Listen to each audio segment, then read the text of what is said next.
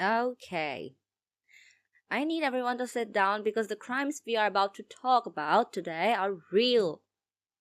Like police reports, mugshot, cold date, real. But the criminals in these stories? I don't know what was going on in their brains. These are not mastermind criminals. These are, I had an idea and nobody stopped me, criminals. You're about to hear about a man who thought lemon juice makes you invisible. Someone who chose a lawnmower as a getaway vehicle.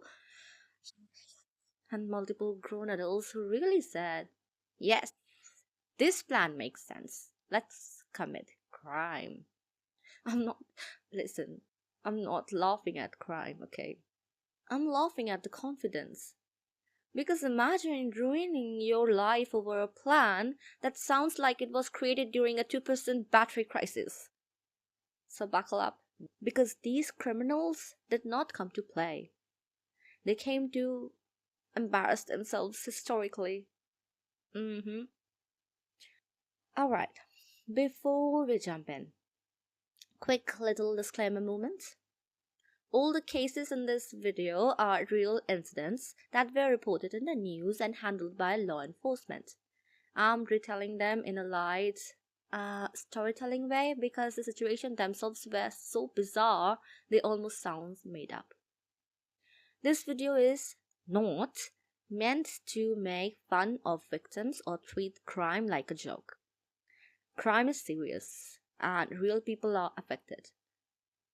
We are focusing on the strange decisions and human foolishness behind these specific cases, not celebrating wrongdoing.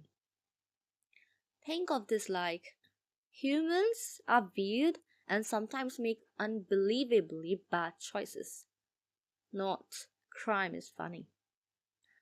Also, I might simplify some details for storytelling flow, but the core events are real. Okay, disclaimer over. Now let's talk about criminals who really woke up and said, yes, yes, today I will make history for the wrong reasons. Okay, take a deep breath because this story sounds like something your cousin would make up after losing an argument. I mean, I don't know. I don't have siblings, so. But no, listen, this is a real life crime. So there was this man, grown, adult, pays bill type human, who decided he was going to rob a bank. Already a bad idea. But it gets worse. So much worse. Somewhere in his life, I can't believe I'm saying this. Somewhere in his life, at some point, he learned that lemon juice can be used as invisible ink. Don't ask me. Okay, I don't know. You know that cute science experiment where you write a secret message and reveal it with heat? Adorable in a classroom, not a criminal strategy. But his brain said, if lemon juice makes ink invisible, lemon juice will make me invisible to cameras. Excuse me? This man did not hesitate. He did not research. He did not Google. He did not ask a single sane person. He squeezed lemon juice, rubbed it all over his face, probably stinging his eyes, smelling like a walking fruit salad. Looked in the mirror and said, yeah, perfect. Perfect. No one can see me. Sir, you can see you. If you can see you, why would camera not see you? But no. Confidence was at maximum. Logic was on vacation. He walked into a bank. No mask, no disguise, just vibes and vitamin C. And robs the place. I don't know how. I don't know how. Broad daylight, okay? Then, because delusion makes you ambitious, he goes and robs another bank on the same day. Oh my god! Because apparently, once you believe you're invisible, you unlock a side quest. Meanwhile, in the real world, security cameras captured everything: his face, his expression, his citrus glow. Police literally had the clearest footage, like, wow, thank you for the close up, sir. They released his face on the news. Later that day, he's sitting at home watching TV, living his best invisible life. And suddenly, oh, wait, wait, what? Who is that? His face appears on the screen. Wanted for robbery. And he is confused. Not scared. Not, oh no, I got caught. Confused. He reportedly said, but I bought the juice. The juice. Oh my god. I cannot stress this enough. This man trusted a lemon more than basic physics. What science? Police came to his house and arrested him. And he genuinely thought there had been some kind of mistake. Because in his mind, plan, flawless, execution, citrusy, result should have been invisible. Reality said, sir, you are not a spy. You are a garnish. This is the kind of confidence I wish I had in life. Imagine applying for jobs with the same energy. I didn't study, but I wore lemon juice, so I should pass. At no point did he test this theory. Not one selfie, not one mirror check under different lighting, not even asking a friend, hey bro, can you see me or am I a ghost right now? Because one person would have said, bestie, you are glowing. And not in the good way. Moral of the story: do not believe random science facts without context. Let your last two brain cells form a committee. Commit crimes using ingredients from your kitchen. Because if your criminal plan sounds like a DIY life hack, jail is loading. And that is the story of the man who said, trust the lemon, and the lemon said, absolutely not, bruh. So, after Mr. Lemon Logic got arrested and probably still to this day believes cameras betrayed him, you'd think that would be the peak of criminal confusion, right? Well, I'm not gonna say it. I'm not gonna say you're wrong, okay? Because the next person on today's episode of Decisions Were Made looked at the entire transportation industry: cars, bikes, motorcycles, running, and said, no, heart emoji. I choose farm equipment. Yeah. Our next criminal attempted a getaway I'm not telling you, okay? Buckle up. Actually, don't. It doesn't go fast enough for that to matter. Alright. So, a man committed a crime, already not smart. But instead of worrying about things like evidence, witnesses, or jail, this man's biggest concern was apparently transportation. Not normally. Now, normally, criminals choose. Wait, why criminals? You tell me, what are you gonna choose? You have to run away from a crime. What are you gonna choose? I would say a car, motorcycle, maybe running if I'm desperate, okay? This man looked at all those options and said, what do you think he said? No, no, too mainstream. Okay, can you guess what he chose? Guess. I'm okay. He chose, I bet you didn't saw this coming. He chose a lawnmower. Not even a fancy one. Not a racing mower, something a little bit modified with a motor or something. No, a regular southern dad, Saturday morning, a grass cutting lawnmower. If you know, you know. Well, after committing the crime, this man hops onto the mower and starts driving down the road. Did you hear me? On the road, not on the grass. Like he's in Fast and Furious backyard drift. Speed about 5 to 8 kilometers per hour on a good day with motivation. You could walk faster. Oh my god, a determined toddler could probably catch up. Police were alerted and came to the scenes, expecting, I don't know, urgency. Instead, they saw a man putting down the street like, brrr!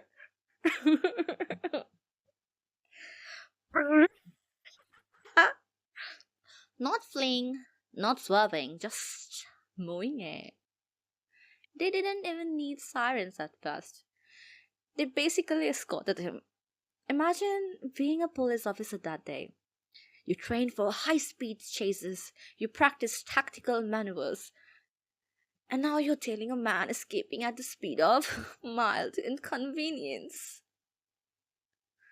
Just picture it. Car stuck behind him, people watching from sidewalks. One neighbor probably like, isn't that Gary? Why is Gary on the road? Sir, this is not Mario Kart. Suburb edition. Police pulled him over, which is hilarious because it's not like he could outrun them. He didn't even evade. He mildly relocated. Sorry. He mildly relocated. And just like that, the great lawnmower escape ended exactly how we all knew it would, with handcuffs and the slowest chase in history. I just want to know the thought process, okay? Did he sit there and go, cars are traceable, bikes are obvious, and yes, John Deere, the stealth vehicle. Also, imagine explaining this in jail. What are you in for? Grand theft, landscaping equipment. Moral of this story: if your getaway vehicle has a blade underneath, is designed for grass, and sounds like an aggressive toothbrush, it is not escape material. And this is how this man turned the crime into a slow moving neighborhood parade. Now take a breath, because case 3 involves a man who thought emergency services were a kind of support. I'm not telling you what kind of support. Are you ready? Make sure you have counted your stitches, by the way. Stitches. Stitches. I always have a problem with those words. Okay, case 3. We have all felt pain. We have all faced struggles. We have all opened a pizza box and thought, this could be hotter. Every time I get a pizza, trust me, I just have to put it in the microwave. I don't know, even if it's hot, I feel like the cheese is not hot enough to be melting and burning my mouth, okay? I believe most of us do that. Like microwave our pizza if it's a little bit cold. Let me tell you. Did you guess? Yeah. Not this man. This grown adult received his pizza and it wasn't hot enough for his liking. Mild inconvenience. Manageable problem. 30 seconds away from being solved. Instead of reheating it, calling the restaurant, accepting fate, he picked up his phone and dialed emergency services. Yep, the number people call for heart attacks, fires, actual danger. And he said, in summary, my pizza is cold. Sir, you are not in danger. You are just disappointed. Now imagine being a dispatcher. You're expecting, help, there's an emergency. Instead you get, my pepperoni is lukewarm. they still had to respond because they can't risk ignoring a call. So, emergency responders showed up, ready to save lives, and found a man standing there with a pizza box, not injured, not trapped, just unsatisfied. Listen, the audacity. I just know he thought this was valid. Like, yes, this is an emergency, cheese temperature crisis. Meanwhile, somewhere else, someone is having a real emergency and responders are out here doing a pizza quality inspection. Instead of getting a hotter pizza, he got charged for misuse of emergency services. I mean, come on, because emergency lines are not Yelp with sirens. We have all had moments of dramatic hunger, but there is a line. And that line is, if the solution is a microwave, do not call 911. Also, imagine explaining this to friends later. What happened? Oh, I got arrested. For thermal dissatisfaction. Moral of the story is not every problem is an emergency. Some problems are a microwave problem, a patient's problem, you need water and a nap problem. And that concludes the saga of the man who risked jail time over cheese not being hot enough. I mean, priorities. Don't forget to take a sip of water because case 4 involves a burglar who lost a fight to a house cat. Alright, it's nighttime, quiet neighborhood, lights off, very dramatic. A burglar decides this is his moment. Sneaks up to a house, breaks in, feeling stealthy, feeling dangerous, probably thinking he's in a movie. So really said, tonight we crime. What he did not plan for was the homeowner's cat. Not a guard dog, not an alarm system, not cameras, a cat. Meow. One of those creatures that sleeps 16 hours a day, judges you silently, knocking things off shelves for sports. But this cat, oh, this cat shows violence. The burglar gets inside, creeping around, probably feeling proud. And out of the darkness, fur puffed, eyes glowing, tiny paws of furry activated. That cat launched, clawing, screeching, full demon mode. Neighbors later reported hearing a grown man screaming in the night. Not battle cries, not tough guy noise, just get it off me! What is that? What is that? Sir, that is Mittens. And you are in her house. This man didn't steal anything. He didn't even try. He ran out of the house, down the street, being chased by a cat who probably weighs less than a bag of rice. Imagine planning a whole crime, only to be defeated by someone who licks their own foot for fun.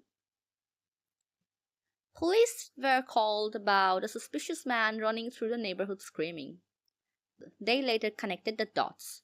Attempted burglary. Defeated by domestic feline. No high-tech security, no dramatic chase, just whiskers and rage. I just know that cat walked back inside like, anyways, licks paws. Also imagine this man explaining it later. What stopped you? A cat. A dog? No, a cat. Your criminal reputation is done. Moral of this story is you can prepare for locks, cameras, alarms, but you cannot prepare for a tiny furry landlord with boundary issues. And that is the story of the burglar who broke into a house and left with emotional damage and scratch marks. Now emotionally recover because case 5 features a criminal who forgot one very important thing. Guess it. Guess it. I'm not saying. Guess it for a moment. Type it. Okay, case 5. 4, I guess. I don't know. Alright. A man wakes up one day and decides, yes, today feels like a bank robbery kind of day. Already terrifying decision, but he adds a little twist. He gets dressed, and by dressed I mean socks check, underwear check, shirt pants dignity. Mm-mm. Sir, you remembered the crime but forgot the clothes? The man walked into a bank in broad daylight, wearing only underwear and socks. Not even cool underwear, not supervillain aesthetic, just I lost a bet energy. Customers are staring, tellers are confused. Somebody probably whispered, is that a prank show? No, ma'am. This is just poor decision making. He tries to rob the bank with no real disguise, nothing covering his face or anything else. So I really thought they will be too distracted to remember my face. Well, in fact, they were, but not in the way you hoped. Police were called immediately, not because he was a criminal mastermind, but because when a half naked man walks into a bank acting suspicious, people notice. He was arrested quickly because running away in socks is not exactly tactical. I just want to know the timeline. Did he A. forget his pants, B. realize halfway there, C. still say, we bowl? Or was this intentional? Because if this was part of the plan, I need to speak to the planning committee immediately. I also imagine being in jail like, what are you in for? Attempted robbery and public indecency. Iconic for all the wrong reasons. Before committing a crime, which you should not do, obviously, maybe do a quick checklist. Phone check, wallet check, keys check, and pants check. That concludes the tale of the man who said, less clothing, less evidence. Wrong, so wrong. Okay, take a moment, fix your posture, because I know some of us, when crocheting, we just crouch like a shrimp. Don't do that, it's bad for your health. Who am I kidding? I do it all the time, anyways. So, case 6 involves a criminal who basically handed police his contract details like it was a job application. Alright, some people commit crimes and try to hide. This man said, no, no, no, I prefer networking. So, this man was going around vandalizing properties, graffiti, damage, the whole I want attention starter pack. But here's the part where common sense packed its bags and left. After vandalizing places, he signed his work with his real name. And not just that, oh no, he also left his phone number. Sir, this is a crime, not a LinkedIn profile. Most vandals use fake names, nicknames, symbols. This man said, branding, bro, branding, that matters. So at the bottom of the vandalized area, police found basically love, Kevin, call me, swag emoji. You cannot make this up. He treated the crime scene like a comment section. Police showed up, looked at the vandalism, and were probably like, is this a joke? They didn't need forensics teams, didn't need surveillance, didn't need detective work. They just read. Then they dialed the number. Imagine committing a crime and the police contacted you the same way your food delivery driver does. Hi, is this the person responsible for vandalism? Yeah? Case closed. I just want to understand the level of belief this man had in himself. Did he think they'll respect the honesty? Question mark? Was he hoping for fan mails? Because what was the goal here? At this point, you're not a criminal, you're a business owner with terrible marketing. Also, imagine being his friend. Bro, I got arrested. How? I left my phone number. Why? Oh, I wanted credit. Credit for what? Credit for what? Jail? Moral of this story is if your crime includes a signature, contact details, personal branding, you're not built for crime. You're built for customer support. And that is how this man turned vandalism into a callback request. We have one more case left, and this one involves a criminal who got thirsty mid crime and made the worst beverage choice of his life. Alright. Late night, quiet house, lights off. A burglar breaks into someone's home. Ready to steal things, do crime, be sneaky. So far, unfortunately, normal crime behavior.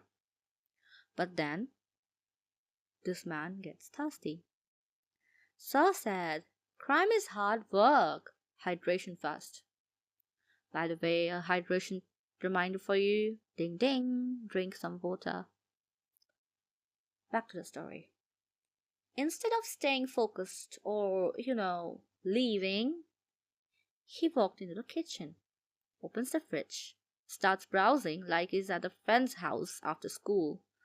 Oh, juice! Oh my! Oh, what's that? Soda!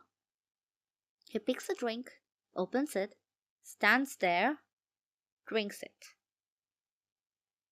In the house, he is actively robbing.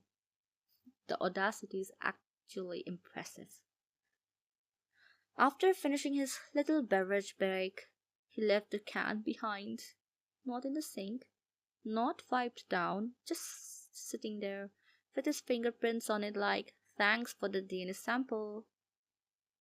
Homeowners come back, realizing they were robbed. Call police. Police looks around and find a random drink can that doesn't belong to the family. They test it, fingerprints, match, arrest. Imagine being caught because you couldn't tug it out through mild test. I just picture him mid-crime like, steal TV? Check. Steal laptop? Check. Steal... no wait, hydration break. Sir, this is not a side quest. This is evidence, your DNA. This is why I say crime requires cardio and discipline. Because if you can't go one burglary without a Capri Sun break, jail is in your future. Moral of this story: if you commit a crime, don't, that is, and leave behind fingerprints, DNA, snack wrappers. You did not commit a crime. You submitted an application for arrest. Now, and that, my friends, concludes today's episode of Humans Who Really Woke Up and Chose the Worst Possible Plan. We had a man who trusted lemon juice like it was invisibility spray, someone who thought a lawnmower was a high-speed getaway vehicle, a pizza emergency that absolutely did not require sirens, a burglar defeated by a house cat, a bank robber who forgot pants, a vandal who basically left a business card, and a burglar who said hydration first and left DNA behind. If these videos taught us anything, it's that confidence does not equal intelligence. And also, some people really need a friend to say, hey, hello, maybe don't do that. Remember, we are laughing at the ridiculous decisions, not real harm. And crime in real life is serious and affects people. These stories just prove that sometimes reality sounds like a rejected cartoon script. If you enjoy this chaotic crime story time, make sure you let me know. Drop a brain emoji in the comments if you promise to use yours today. I mean, sometimes mine just switches off, so. Anyways, stay safe, make good choices, okay? And maybe keep lemon juice for cooking only. I will see you in the next one. Bye.